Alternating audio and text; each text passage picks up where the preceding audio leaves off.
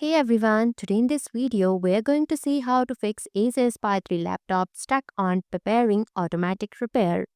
The Acer Aspire 3 laptop is stuck on the restarting screen.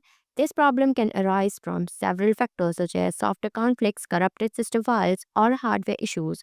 Here are some steps you can take to fix the problem. Perform a hard shutdown. Press and hold the power button for about 10 seconds until the laptop completely powers off. Wait a few moments, then press the power button again to turn the laptop back on. This method can help clear any temporary issues that might be causing the system to freeze. Disconnect external devices. Unplug all external devices like USB drive, external hardware drive, printers, and any other connected peripherals. Sometimes these devices can create conflict during the boot process. After disconnecting everything, restart your laptop to check if it moves past the restarting screen. Access safe mode. If the laptop remains stuck by booting into safe mode, turn off the laptop. Turn it back on as soon as Windows logo appears. Press and hold the power button to force a shutdown. Repeat the process two more times. On the third startup, the system should enter Windows recovery environment. Navigate to Troubleshoot, Advanced Options, Startup Settings, then click on Restart. After the system restarts, press F4 to boot into safe mode.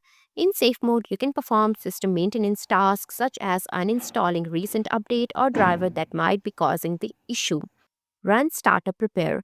Access the Windows recovery environment as described above. Navigate to Troubleshooting, then go to Advanced Option, then Startup Repair. Follow the on-screen instructions to allow Windows to diagnose and fix startup issues. Reset BIOS to default settings.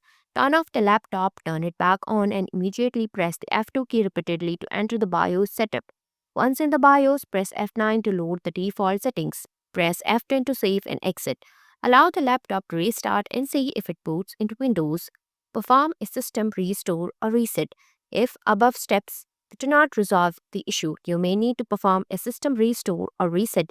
Access the Windows recovery environment, navigate to Troubleshoot, reset this PC.